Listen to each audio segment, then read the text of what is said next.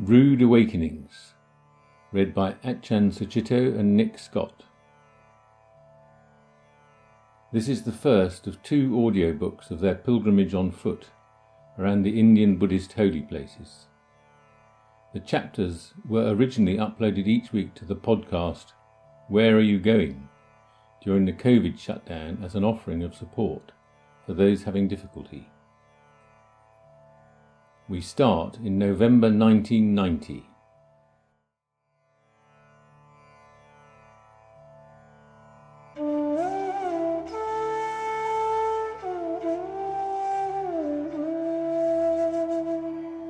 Chapter 1.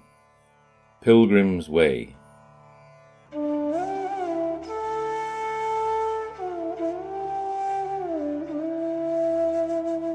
Ajahn Sucitto.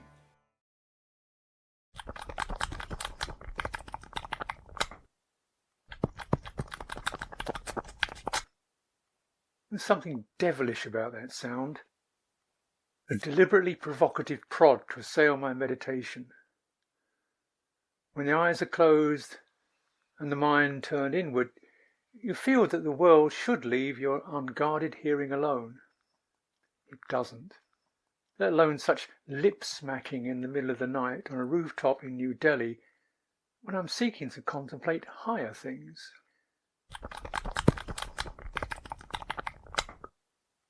It must be just beside my left shoulder. A slow turn and opening of the eyes reveals only the brown-black murk that is a slurry of night sky, smoke and dust, and a tree back beyond the roof whose branches extend overhead. In front of me, beyond the parapet, is the street, still half alive with a cycle rickshaw driver rocking and aimlessly pirouetting his bike while sporadically conversing with someone squatting on the road. A few people on the pavement, children mainly, asleep in blankets. Scraps of paper tumbling spasmodically when the dull air rolls in its sleep. New Delhi's Chelmsford Road, at night, half lit with yellow sodium lights, lacks the energy of a full-blown hell. No slobbering imps here. No, the sound again comes from behind and above, something dark, moving, hanging upside down under the tree, flapping, beating leathery wings, then still and chopping. Giant fruit bat, comments Nick who knows, when I go over to where he is slumped. Eating upside down is anyway no more contrary than sitting and pacing on a roof in the moonlight. It depends what position you take. For us, this full moon night of November 2nd is the Uposatha night. In the time of the Buddha, the Sangha would sit up on these moon nights meditating and giving talks until dawn.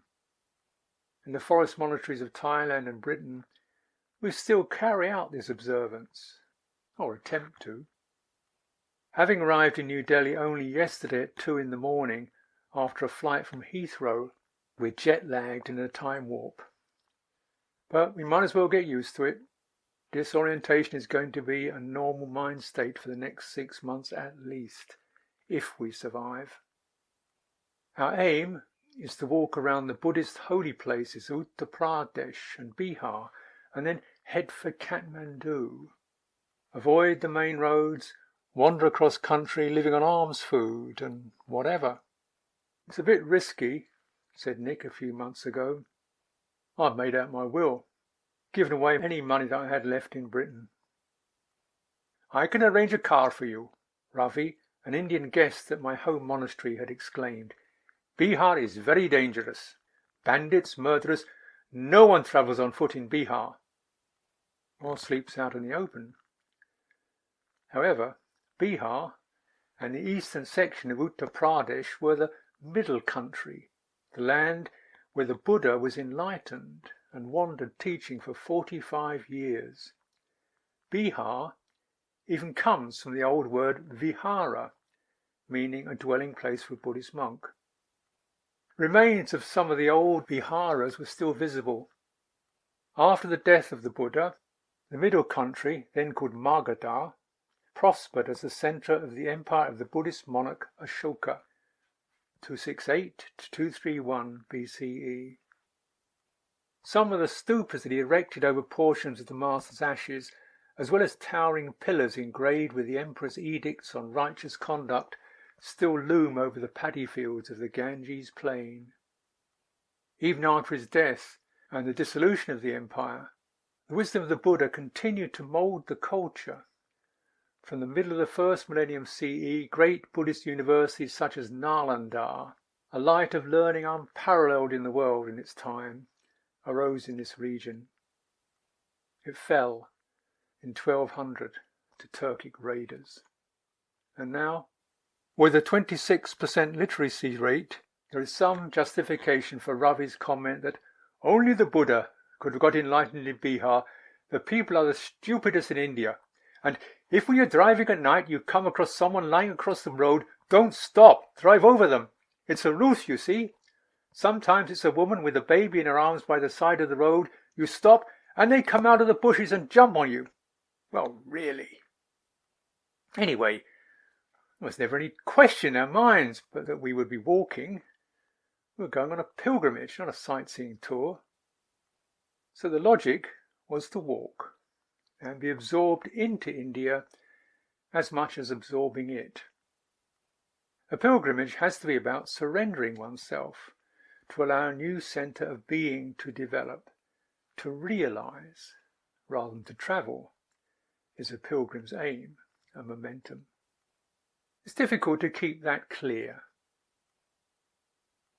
Yesterday night, as we were arriving above India in the tightly controlled space of a DC-10, the fake detachment of soaring above it all had given me a last chance to recollect the pilgrimage in visionary terms. Below was the arena for spiritual development, the turmoil to be at peace with, the determined journey to no apparent destination. Then began the slow wheeling down from that lofty space. Soon I knew the mind would be wanting things to go my way, squabbling over petty inconveniences, hungering after trivia. According to Indian religious thought, it was inevitable. Forgetting one's higher nature is an essential part of the spiritual journey. Down we had plunged from where Delhi seemed to be a cluster of gems twinkling on the dark breast of Mother India, into the pattern of lights on the airfield and the concrete maze of human structures eager to pull us in. India had absorbed so many on this Ganges plain. The Aryans had flowed down here in the second millennium BCE with sacrifice and liturgy to benevolent gods. She had slowly replaced their deities with a divinity of shifting forms and 1,000 names. Long after the Aryans, the Greeks had inched in, thought better of it, and returned to more manageable philosophies. She captured some of their generals and made them into Indian kings. Iranians and Afghans and Turks and Mongols had stormed down this plain to grab and plunder. She had swallowed and digested their cultures and languages. Emperors marched up and down. Alexander, Ashoka, Kanishka, the Guptas, Harsha, Babur, Akbar, and, in absentia, Victoria.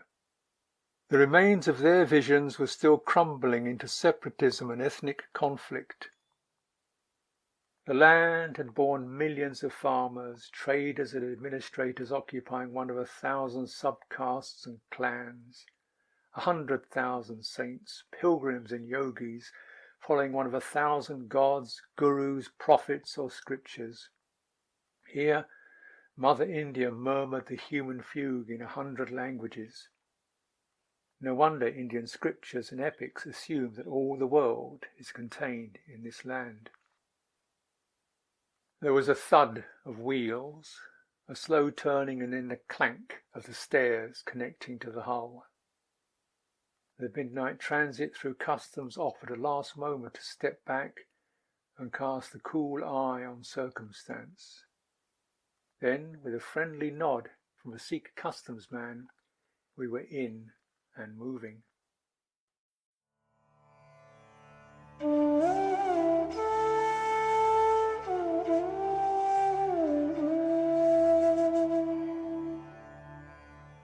Nick Scott. It was when we got outside the airport building that we really knew we were in India. We were immediately in a crowd being hassled by taxi drivers, beggars, and young men promoting different hotels. It was warm, although it was midnight, and there was that distinctive urban Indian smell, somewhere between spices, incense, and stale urine. Following advice we had been given by a friend, we escaped our assailants, skirted the yellow ambassador taxis and the shiny airport coaches, looking for the cheap option, the ex-serviceman's bus, into New Delhi. There were 4 of them, battered oblong metal boxes standing side by side in the gloom some way off from the terminal. As we got close, we could tell which was going first by the 2 passengers and 2 crew sitting inside in the darkness. Looking closely into the others as we passed, I could see they too had crews, but huddled asleep under blankets. We clambered aboard. Inside, there were 2 rows of simple metal seats with the minimum of padding between red plastic covers and the hardness of their bases. There was no door for the passenger doorway. Half the cover of the oily engine was missing, and there was no glass in the side windows. The bus must have been waiting for our plane, because once we and 3 others had boarded, the engine was coaxed into shuddering life, a few dim internal lights came on, and we pulled out for New Delhi. As we rattled along the nearly empty road, the conductor made his way down the aisle. Presumably an ex-serviceman, he now wore a simple uniform of khaki shirt and pyjama bottoms, flip-flops, and an old scarf wrapped round his head. He sold us 2 tickets printed crudely on thick paper. The excitement of arriving and the nostalgia of being back in India made everything seem romantic. We shuddered along, looking out on a country neither of us had seen for 15 years, the empty streets bathed in the light of the moon giving our passage an extra sense of magic. Every so often the bus would shudder to a stop in the middle of nowhere to let strange characters get on or off. A fat man struggling down the steps with an impossible bundle and boxes tied up in string, or an old lady arising out of the shadows with a shopping bag. Each time a cry of "Chalo," let's go, from the conductor would set the bus off again like a spooked cow. Eventually it was our turn. The bus stopped and the conductor cried out, "Konut circus."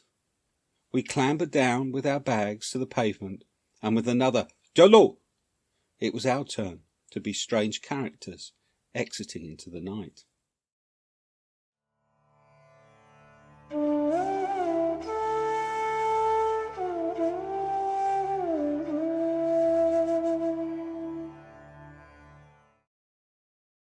It was a relief to get walking after the long flight, striding along the spacious tree-lined pavement, skipping the potholes, dodging the debris, with only a shoulder bag bouncing on my back. Crows croaked down from the trees, rickshaw drivers swooped, begging for business. We threw them a few smiles and jogged along cheerfully. "Where are you going?" was their mantra, more a slogan than a query. "Where are you going?" In the short term, we were heading for the Sri Lankan Buddhist Pilgrim's Rest on Chelmsford Road. Is it odd to find a pilgrim's rest house in the centre of a modern city? Not in India, where the sacred has always hidden itself in the mundane.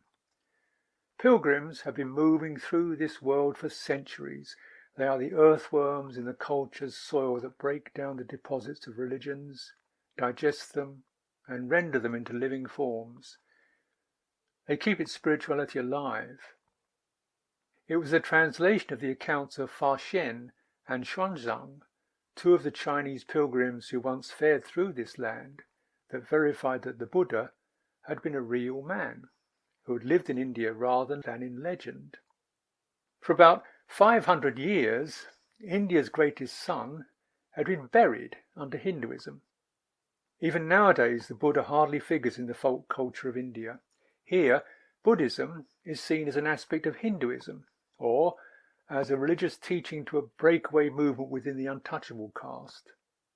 Having turned away from gods and rituals and castes, the Buddha is her greatest outcast. He had to be.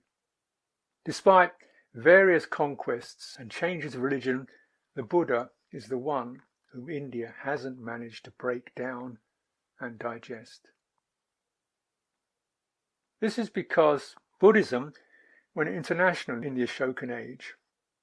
Apart from the scores of Chinese, pilgrims have come from Tibet, Burma, Sri Lanka, even Britain, to trace the master's footsteps or study his teachings in its country of origin. Even nowadays, followers of the Buddha from many countries find a few weeks in their lives to turn things around by bussing between the holy places. A touch of the home country, a sense of support and familiarity helps in all this sometimes hectic journeying. Hence, rest houses, sponsored by governments and institutions. We banged on the steel door at the entrance at 2 o'clock in the morning. The watchman shuffled to the gate and let us in without a murmur.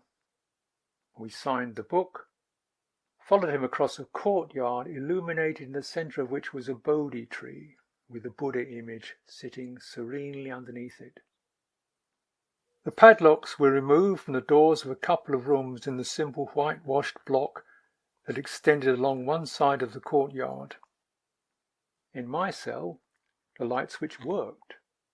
The light bulb revealed a bare cement-floored room with one bed, even water next door. Not bad at all. I had brought a water filtering gadget with me, with which I scrupulously filtered water from the tap. It was an act of bravado. I was eager to show the great Indian gut rot that I had come prepared. Then we had our plans against being hypnotized by the spells of India. No sightseeing, no rushing around a hot, teeming city, just business. Book a ticket on the train to Gorakhpur to get us to the Nepalese border so that we could begin the pilgrimage in southern Nepal at Lumbini, the birthplace of the Buddha. We both were travelling light and drab, unlikely to attract pickpockets. I just had the robes that I was standing up in, a shoulder bag containing my alms bowl, with a few spare clothes and medicines for the pair of us in it, an old lightweight sleeping bag, a Buddha image, and various sacred objects given by people for me to use on the pilgrimage. Nick and I had known each other for about 10 years, so I wasn't expecting any major personality clashes. Admittedly, we had different styles. I was more reticent, plodding, and tenacious by nature, as befitted my birth sign of the ox. Nick was definitely a dragon, spontaneous, ebullient but erratic. But then, as he put it later, we made a dangerous combination. He would come up with crazy ideas, and I would resolve to stick to them, come what may.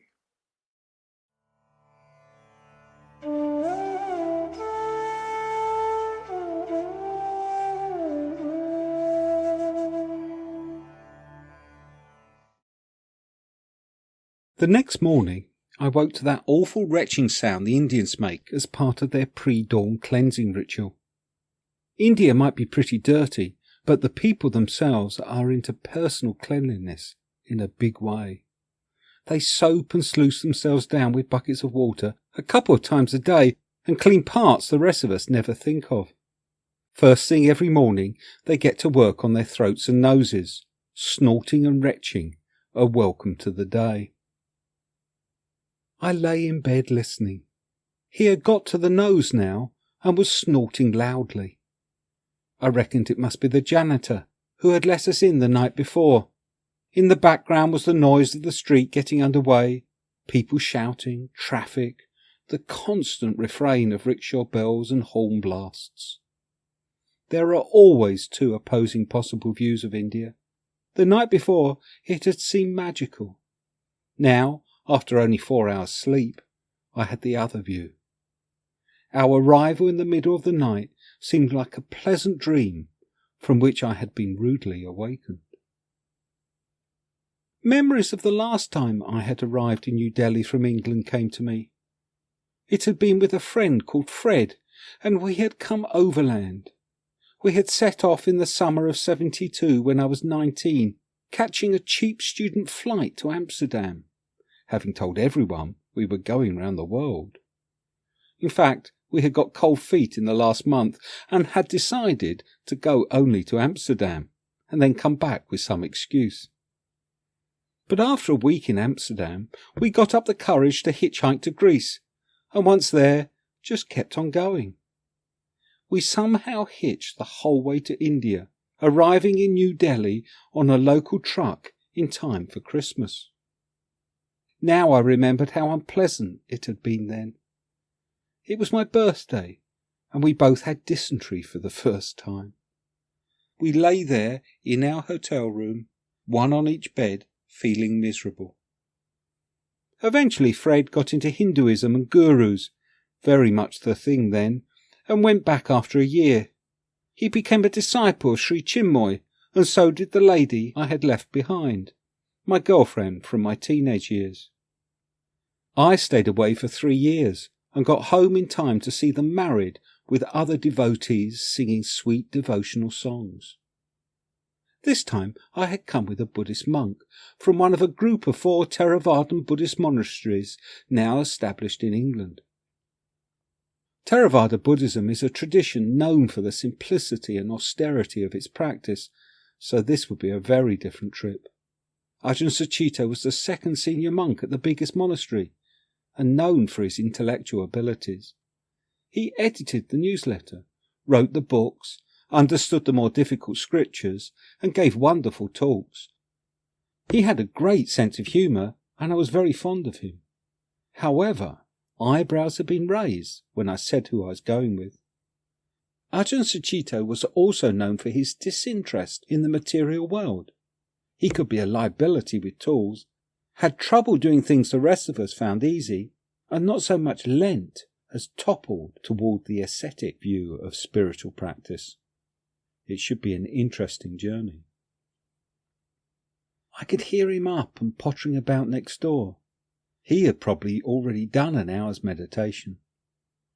I reluctantly got up to join him, with a feeling that it was going to be a difficult day. Then, with a sinking heart, I remembered that it was going to be even more difficult, as that night was the full moon, and we would be spending it meditating. I had never been much good at all-night meditation vigils. I was too fond of my sleep. When we first met to discuss this pilgrimage, Ajahn Sucitto had suggested that we should keep up the daily practice of his monastery. That meant doing daily morning and evening pujas and meditation, sitting up in meditation until midnight on the quarter phases of the moon, i.e. once a week, and sitting on for most of the night on the full and new moons. This had all seemed reasonable, even inspiring, as an idea back in England, but now the reality was here. One day after arriving, still jet-lagged and woozy from the flight, we were going to try to sit up all night.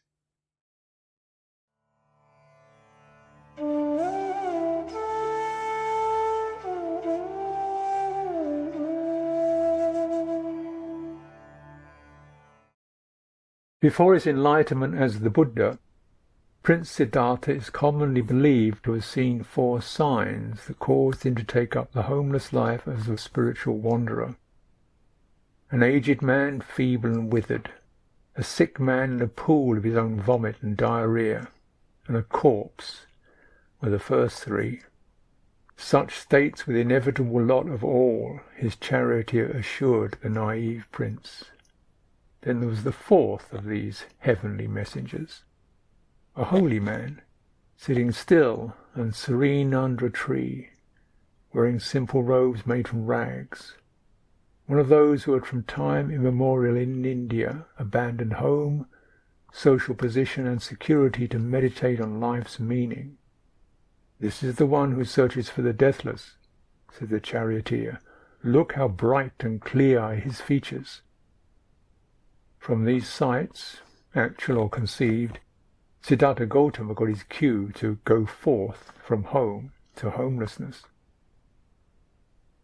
In 1974, I had hitchhiked and bus-hopped overland from Amsterdam to India on an indefinite spiritual quest. India was going to be the place. Holy men under every tree, serenity, yoga, ashrams. Might even spend my days in some remote mountain cave. I got it right in a way, though I'd imagined the signs wrongly. As it turned out, truth presented the same images as she had shown to the Buddha. Images of sickness and degeneration. It was no picture show, but rather 4 months lived out through dazed wandering with amoebic dysentery, while my assumptions about normal life steadily fell away.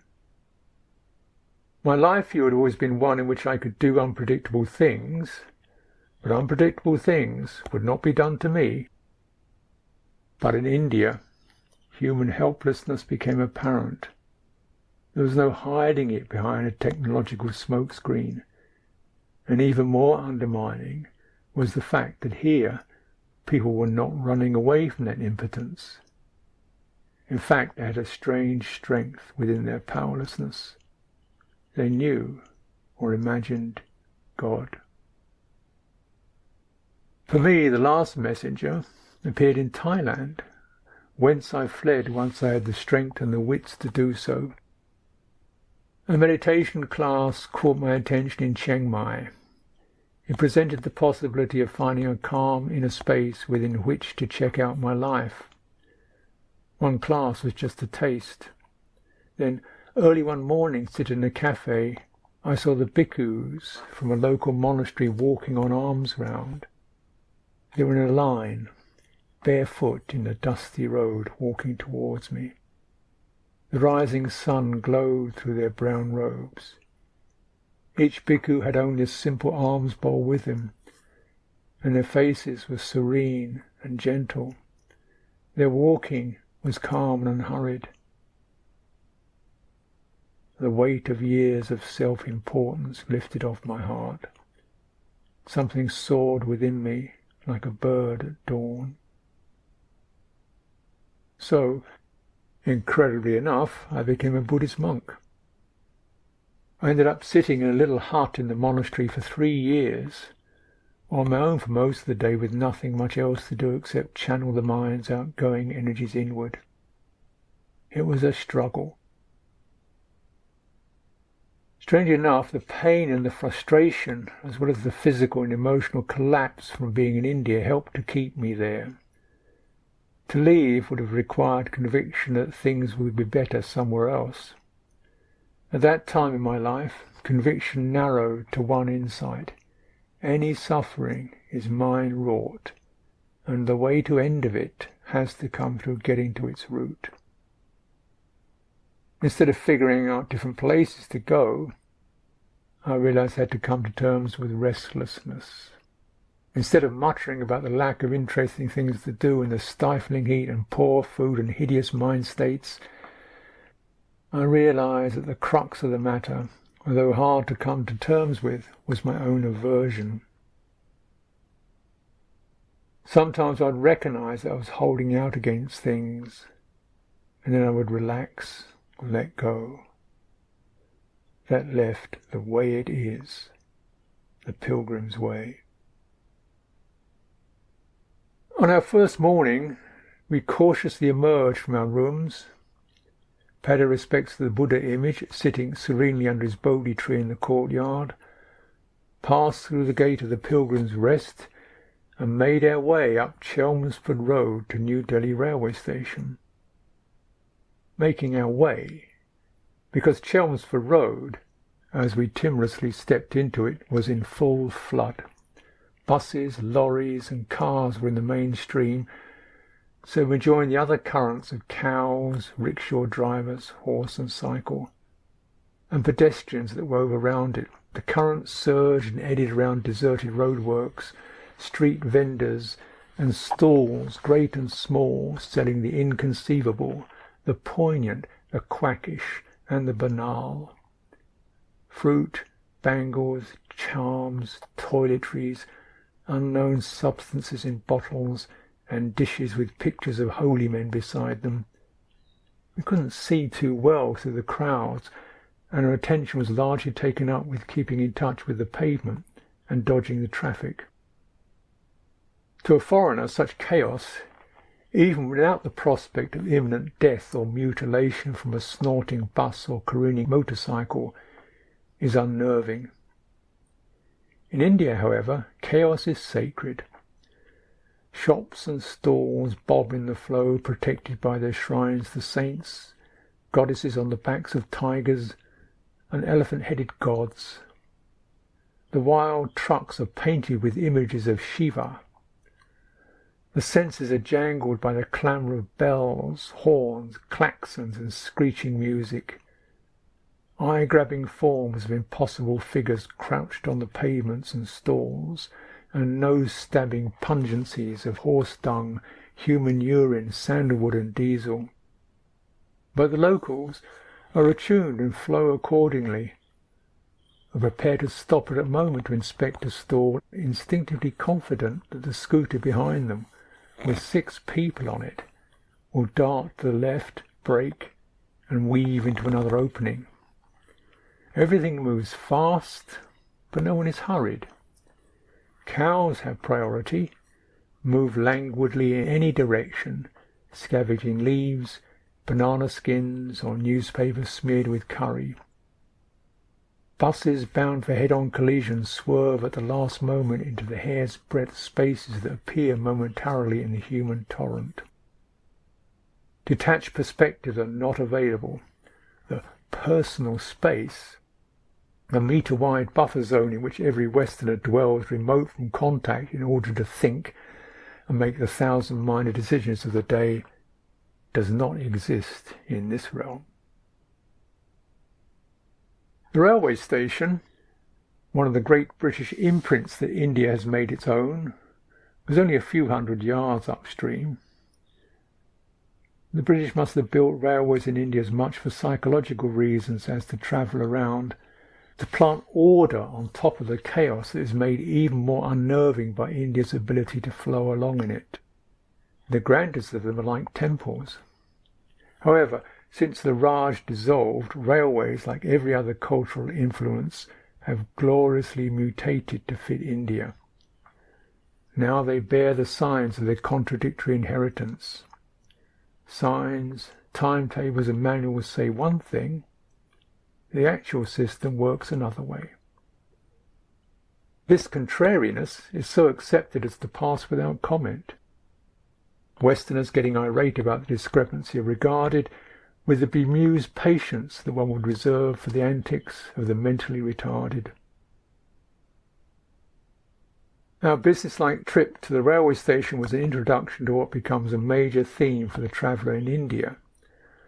Following the main stream of people up the steps into the ticket hall, a tiny sign dangling from the roof about 15 feet up modestly stated, "No entry," without a hope of carrying out this prohibition, or any indication of a reason why entry to the ticket hall should be forbidden.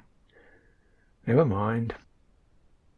A patient queue in the foreigners' ticket reservation office eventually rewarded us with an interview with a woman whose body, propped on one elbow on the desk, and laconic remarks suggested an utter indifference to the matter of our going anywhere.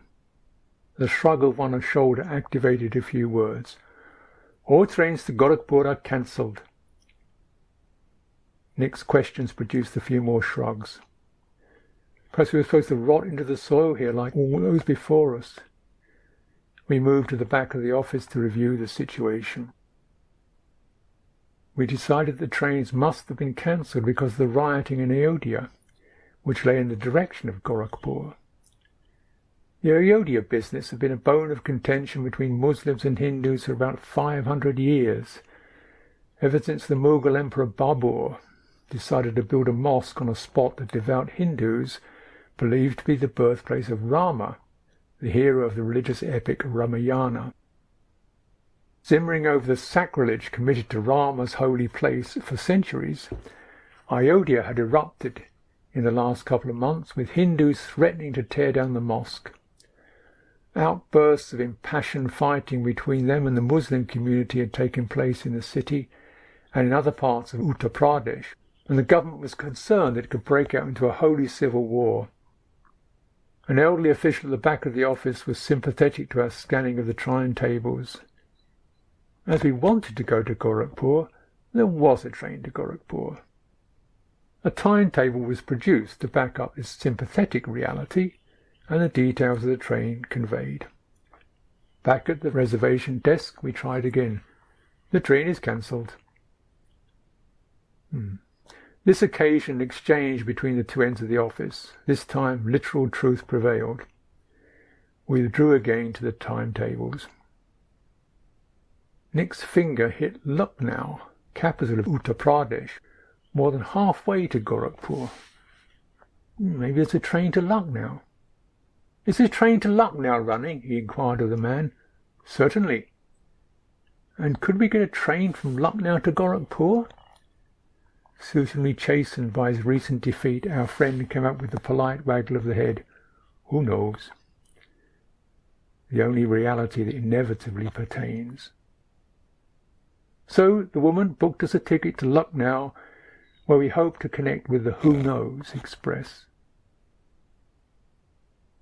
The Buddha image in the courtyard was still imperturbably sitting under his Bodhi tree when we made it back to the Buddhist Pilgrim's Rest, frazzled after a few frustrating hours attempting to get things done in the city.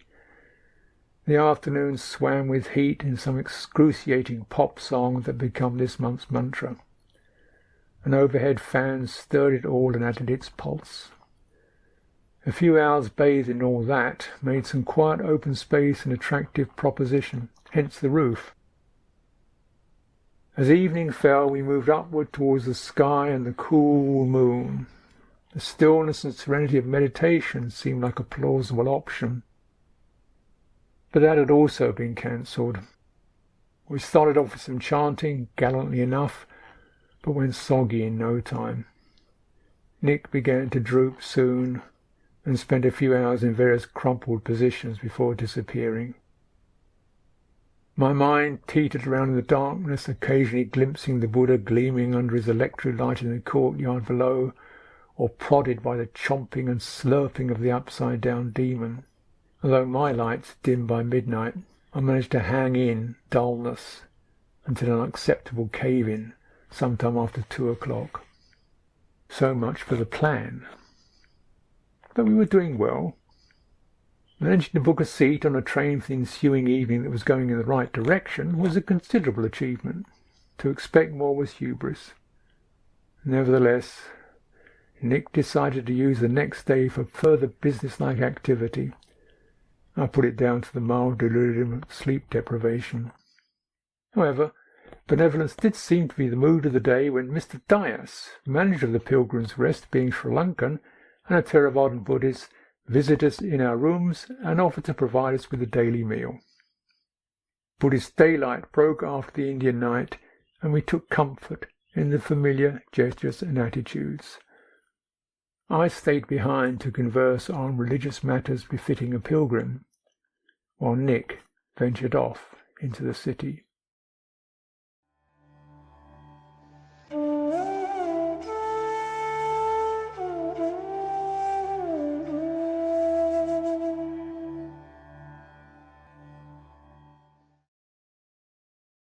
On our second afternoon, I went shopping in New Delhi. Most important was a pair of binoculars. The pair I had brought with me had been badly knocked by the men who were paid to throw airline baggage about, and now they had a big dent in the side and 2 images of everything when I looked through them. I was upset at the prospect of no binoculars. Seeing Indian wildlife was an important part of the trip for me, and it was with an increasing sense of gloom that I was passed from shop to shop, and then to little men in back streets mending cameras, without finding anyone who could repair them. Then I spotted a pair of Russian binoculars, old-fashioned and a bit on the heavy side, but better than the cheap plastic ones in the other shops. I had to bargain for them, acting only vaguely interested and starting to walk away twice until the price was reduced to something I could afford. I left the shop clutching my new binoculars and feeling relieved. The binoculars and a small guidebook to the birds of India were the only non-essential items I had allowed myself. Everything fitted into a small army green day pack, light enough to carry in the heat of India, that I had deliberately got well worn and dusty looking so as not to be attractive to thieves. I had cut things down to bare essentials, except, that is, for Ajahn Sucitto's water purifier.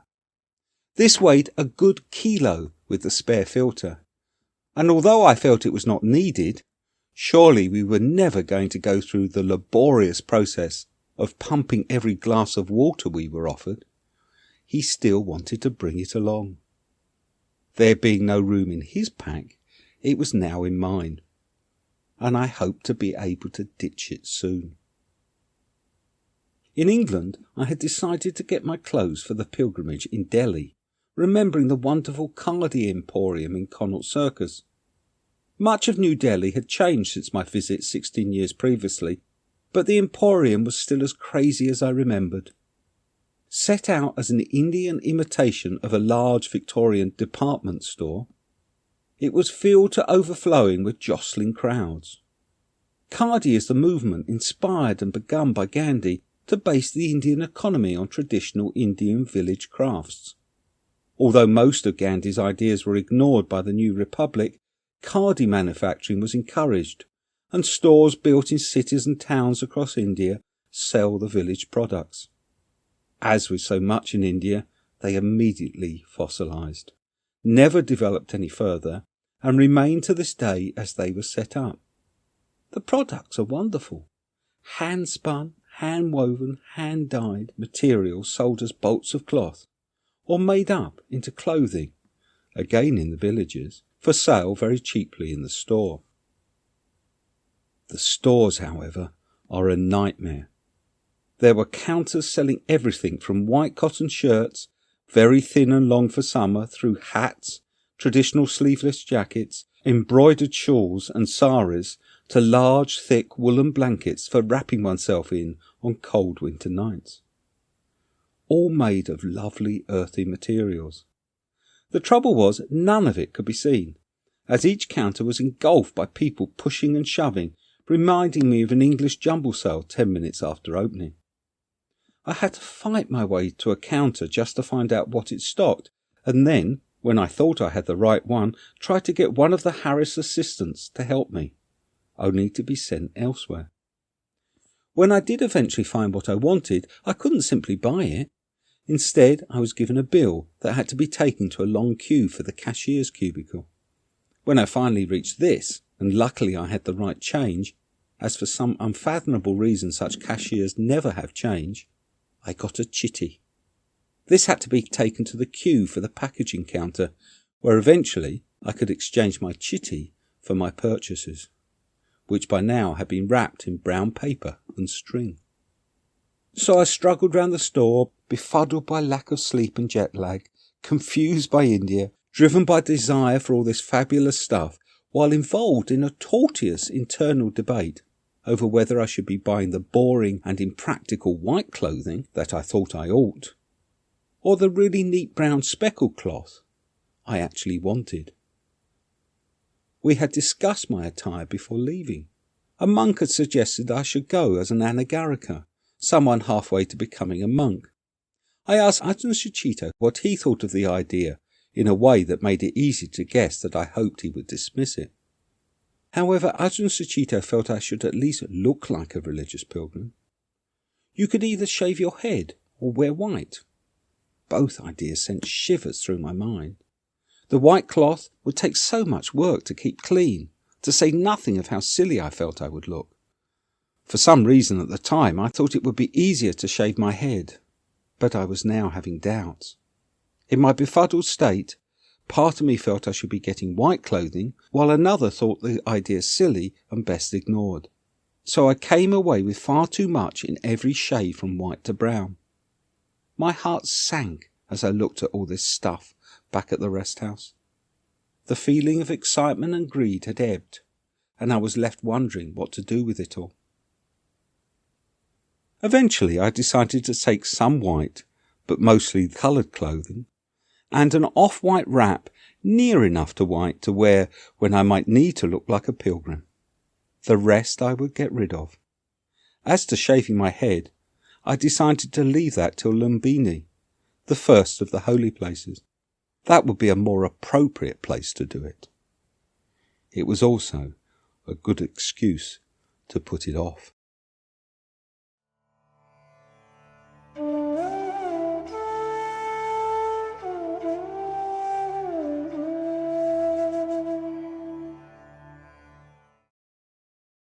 Nick returned at tea time, frazzled and crestfallen, with bundles wrapped in brown paper under his arms.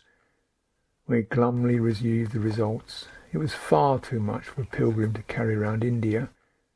Eventually Nick, trying to make something positive out of it, decided to take it as far as we were going on public transport and send the greater portion back to England as presents. Anyway, we took our leave of the manager of the Pilgrim's Rest and paid our respects to the Buddha, sitting serenely illuminated by his half-smile in the Indian dusk. Above us all the bat chomped on. After the babble and the light-bangled street market, we were in the half-lit gloomy cavern of the New Delhi railway station, where great one-eyed monsters hiss smoke. Somewhere in the catacombs our names with the seat reservations were pinned on a notice board. I was in tow here. Nick, who knows, bundles and all, strode around and located our train, our carriage, our seats. Here we are, Bunty. Upper or middle berth. We could swing 2 platforms bolted up against the wall of the carriage down to form beds. But first I just wanted to gaze at the creatures of steam and iron, now mythic forms in the West, that still flourish in India. Our carriage, heading for Lucknow, was quite empty. It contained only one fellow passenger, a businessman in a suit, whose belly seemed to be attempting to escape over the top of his trousers. He had come from Lucknow to Delhi by train and was trying to return. Ayodhya was upsetting all the schedules. Although he had a car, he might not have been able to return by roads owing to the Ayodhya riots. If that were the case, he would have had to leave his car unattended in Delhi, and therefore liable to looting. So eventually he left his car with an uncle and travelled by train. Unlike foreigners, he would have had to book the express several weeks in advance. A fine act of gambling with virtual realities. Business is not easy in India. No wonder his belly was trying to escape. By the time he concluded his remarks, we had left the Cyclops cave. The night was taking over. We let down our sleeping platforms, and I clambered onto the top one. The man in the suit opened a bag and took out an old whiskey bottle filled with water and slugged it back vigorously. Then he replaced the bottle in his bag, lay down on the berth opposite and took out a chain and lock. With this he fastened his bag to his wrist, slid the bag under the berth, and floated off into sleep. Attempting to follow suit, I put my bag under my head and lay back to the posture where the chaos of dreams is the norm, and wakefulness and functioning thought are considered a nuisance. Lying down, we enter another reality. Not to enter it would be torment. Yet most of us accept only the waking reality, which grants us a semblance of control, until we delve inward. Sleep, or drugs and alcohol, are the only things we trust to take us back to the mystery. But India makes you aware of the pain of trying to walk clenched in your private and inert space. Here you have to let go. No matter how much the patterns of thought might recoil or fume, here the natural law of unpredictable change pertains. For me, that was the attraction of the place. In a matter of minutes, night's mystery waved a wand over the man in the suit. After the free fall, he had landed to take on the form of a giant wild pig. His snoring assumed a vigour and confidence far beyond any of his waking acts. It was heroic snoring, lusty, unabashed as warriors feasting after a battle. The belly had broken free at last. It shook and resounded. The throat rasped. The nose snorted. The lips, not to be left out, added their flapping. Surely an epic was being enacted in his other world. Reassessing how much sleep I would get this night, I felt myself let go and slip a little farther into India, and then feel tenderly disposed towards our travelling companion, strangely glad for his escape from his suit and chained bag. Clackety-clack, clackety-clack, clackety-clack, clackety-clack.